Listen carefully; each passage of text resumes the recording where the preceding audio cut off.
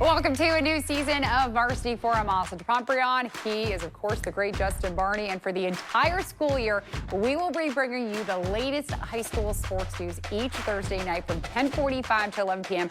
right here on News4JAX. The start of the school year means the start of the high school football season. We are less than 24 hours away from kickoff, Justin. Exciting. One of my favorite nights of the year, favorite weeks of the year when all fall sports get going, especially high school football. Full slate of action in Florida kicks off in 24 hours, less than 24 hours, so really exciting.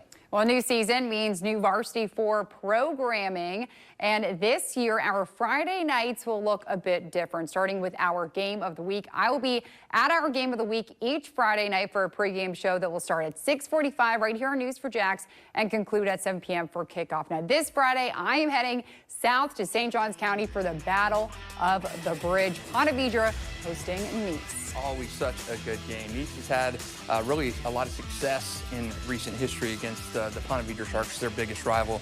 Of course, I have some questions, though, with Nice this year in terms of offense. Lost a lot of good guys on that offensive side of the ball. Colin Draft's one of the best offensive coaches around, former college quarterback, and he's going to find solutions to that. So I'm picking Pontbriand in this game, but not going to be surprised if Nice wins. Okay, well, you will find our sports team all over Northeast Florida and Southeast Georgia, filming games each Friday night for our Varsity 4 football show.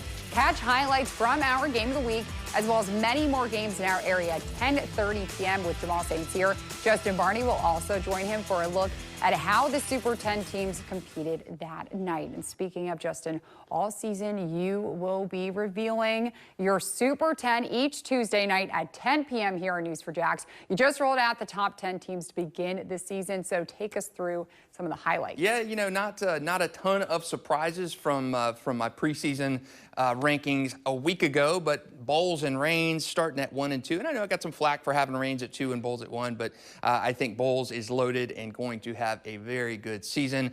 St. Augustine 3, Brian Braddock does a great job down there in St. Augustine. Oakleaf at 4. I think they're going to be the best team in Clay County this year. Mandarin at 5. Really good season last year for Mandarin, and I think those guys are all older and more experienced. Bradford at 6. Beachside maybe a little high in some people's opinions, but I like the Knights and I like the Barracudas and quarterback Eddie Jordan. He's a 3-year starter. Trinity Christian and White, they play this week, so that'll be a good clash. And of course, Pontbriand. I dropped Nice out of the rankings from preseason to this week and put Pontbriand in. So Nice wins, they're going to be probably back in the rankings. Oh, so maybe we'll see a shakeup next Tuesday. Maybe. We'll just have to wait. So now that we know the top 10 teams in the area, let's look more at the players that you will hear us talking about often this season, starting with the 5th best player in our Varsity 4 top 25 players. It is a 15-year-old flag football national champion, Mandarin's Bryson Wright. Yeah, this kid is going to be fantastic. And we did this top 25 count. These lists are always so subjective and tough to do, but Bryson, he's a sophomore. He's #1 ranked player in the entire 2028 class, and he is going to be a fun one to watch grow and develop. Number 4 is our Varsity 4 Offensive Player of the Year from last year, Raines senior quarterback TJ Cole. Got him as our top quarterback in the area, dual threat guy, led Raines to the state championship game a year ago, and man, he is another fun guy to watch. 1,000-yard rusher potential there. He's going to be a 4,000-yard guy, possibly again this year, passing and rushing. He does it all. And the top target on the #1 team in the Super 10 coming in at number 4, Naeem Burrows. Number 3, Naeem Burrows. And man, these top 3 were just so difficult to choose from. I've got Naeem coming in at 3. He is a fun, explosive, speedy player to watch. I could have moved him up even at 1 and had no complaints with that, but I've got him at 3 to start the season. And Justin and I were just at his college commitment this summer. St. Augustine's Samorian Wingo is the second best player in our area. Such a great athlete. Basketball guy as well, averaging 13.3 in his career. But he's a 6'3 guy who can go up and get the ball, committed to Miami, and he is the key to that offense. Had 201 receiving yards and a couple tutties last week against Pontbriand in the preseason opener. And the moment you've all been waiting for, the best player in the First Coast heading into the season is Bowles linebacker Simeon Caldwell, the son of former Jaguars defensive coordinator Mike Caldwell. Yeah, and this list, again, subjective, but I try to balance recruiting and production on the field and competition and everything, and I like Simeon. He's going to Ohio State, kind of a hybrid linebacker safety, and I think he is going to be in for a huge senior season, a guy that has just done it time and again. Again, that top 25 list is so hard, especially when you get in to that top 3 or 4. You could really almost interchange those guys, but Simeon is number 1. to top our 25 countdown list. We've cut it down 25-1. Today it is, and Simeon's the guy. Well, congratulations to Simeon Caldwell. Top 5 in our area, though. Some of the best football players in the nation in their respective classes. And like I said a few moments ago, a new season brings new changes. And this year, we are partnering with 1010XL for a high school football stream. So here's your Friday schedule. You'll tune in at 6:45 p.m. for the Varsity 4 pregame show. Then when I wrap up the show at 7 p.m. for kickoff, keep watching on News4Jax Plus for Friday Night Lights. Justin and 1010XL's Ryan Hacker Green will be live from 7 to 9 p.m. breaking down the area's games that night. They also will be dipping into the Game of the Week stream, 2 hours of the latest updates from high school football across our area. Looking forward to it. I love talking high school sports, especially high school football, and Hacker's a good one to be able to kind of bounce things off of and stuff. So we're going to have coaches in to talk about recruiting, talk about get best games and stuff we've seen in for an exciting year with that new partnership. Again, you can watch Friday Night Lights 7 to 9 here on News4Jax Plus. But when we come back, we are heading to the graveyard for a check-in with the Raines Vikings, a redemption season for them. But Varsity 4 continues after this break. While most high schools are opening the season this week, the Raines Vikings are taking an early bye. Their Week 1 game against Miami Central fell through. Now, Raines will have the week off before facing Sandalwood in Week 2.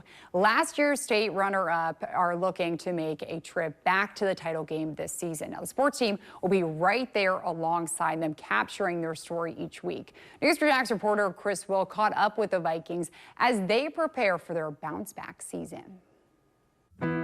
Go down to Miami Saturday night, play hometown team, Miami Northwestern. The Vikings are seeking their 4th state championship in program history. This team looking for their first title since 2018. You know, ultimately you want to come out victorious. We came out on the other end of it. Last season, it didn't end the way we wanted it to end. You have to come back to the drawing board this offseason.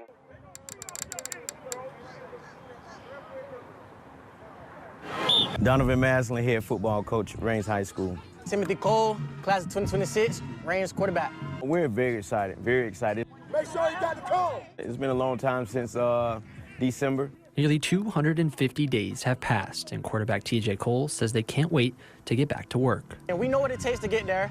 We know that we have to stick together just to win it. But the start of that story will have to wait another week, 7 extra days before the start of Raines' next chapter. From both schools, we're excited about the matchup, and we needed the game on both ends to see where we were at early. The Week 1 matchup falling through with Miami Central. Regardless, they say the mission remains the same.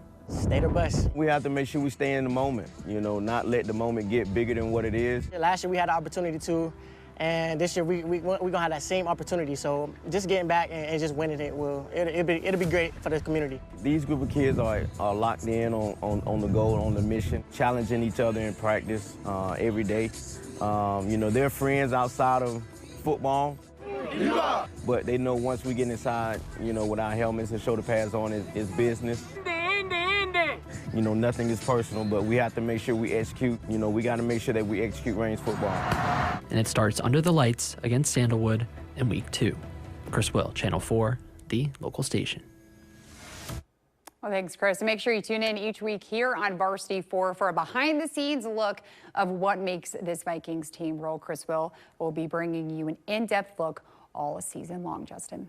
Yeah, exciting, having covered 2 state championships for Raines, and Donovan Maslin was there as an assistant for both of those. TJ Cole, our reigning offensive player of the year. Just the stories are so good at Raines.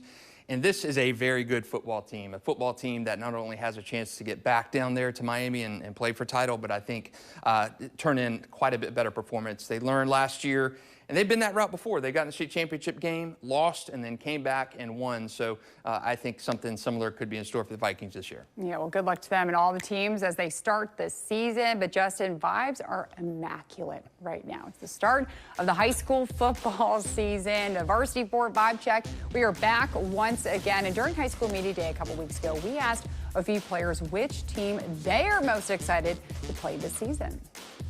White Commanders. I hate them. I hate them boys. Why? That's for district. This is a chance.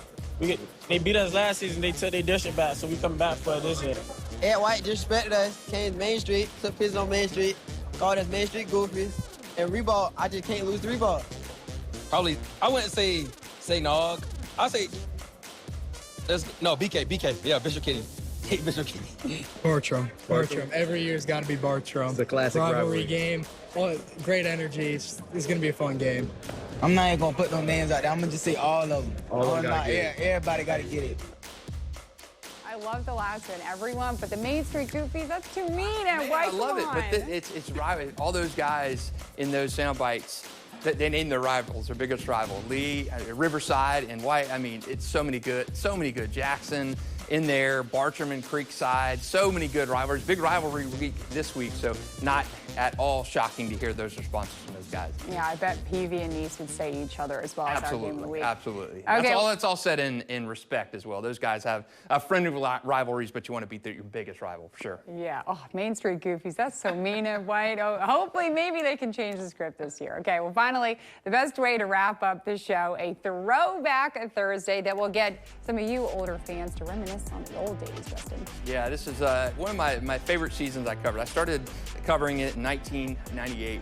One of my first assignments was covering this guy's second or third game. Seatric Faison, former Fletcher running back, now turned Fletcher High School football head coach. He set the area rushing record back in this season right here. 7,479 rushing yards during his final season in 2001, and he held the rushing record. He beat Willie McClendon's old record until Derrick Henry came along and vanquished Seatric Faison's record. But these highlights right here from the game before Seatric broke that rushing record, so pretty cool to see Seatric now back at his alma mater giving back. But man, he was a fun player to watch, fun player to cover.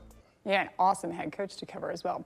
As we wrap up, you can watch Varsity 4 every Thursday night at 10:45 right here on News4Jax. Like I said, we will be bringing you the latest high school sports news each week. Again, 10:45 to 11 p.m. right here on News4Jax for the entire school year. Follow us on Sports4Jax as well to get even more sports news from college as well as Jaguars and all the other sports that we cover here at Sports4Jax. But thank you for watching Varsity 4 and good night.